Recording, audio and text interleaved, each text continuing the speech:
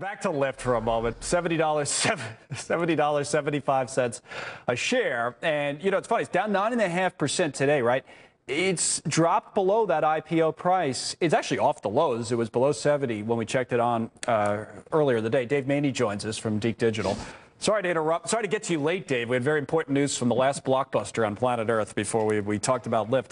That's like the past and the future, talking about a Lyft IPO and the last blockbuster. But I said to Deirdre Bolton earlier, she was covering the story, that day two is always kind of interesting, right? For some of these companies, get all hyped up on day one, and the money's raised, the IPO happens, the price kind of spikes, and boy, this is disappointing. What do you make of it?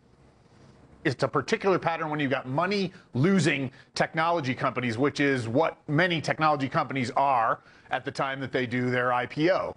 There's a lot of statistical research that says if you can be in at the IPO, at the issue, great. If you can't, initial public offering stocks tend to underperform the market rather badly. Right. And this one just got right to the underperformance right from the start. So the obvious then follow-up will be what happens to Uber, right? I mean, will we see that pattern continue, or is that maybe a different situation?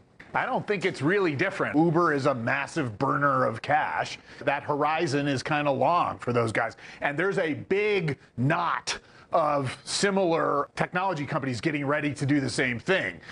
Slack and Palantir and all of these guys. And I don't think the pattern's going to be different. I think the only thing you can do if you're an investor is if you think something has the potential to be a long run Amazon kind of huge mega home run hit, great. But you look at something like Slack or Palantir, I mean, those are not gigantic markets. But say, Dave, you thought that, right? Say you thought, I think I heard I think it was Charles Payne is coming up next. He was talking about this last week. But say you do think that about one of these companies, you love it.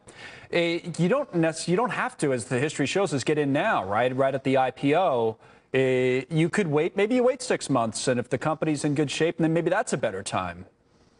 Yeah, that's absolutely right. And you know, part of it is that it's just very tough to assign metrics and measurements to companies that are technology companies that are bleeding a lot of cash. It's much more of a thumb in the wind kind of thing than when you start to have very regular earnings announcements. So yes, you absolutely can jump in that thing later when you've seen some stabilization. All right, Dave, good to see you as always. Always good analysis of these types of things. Dave Maney.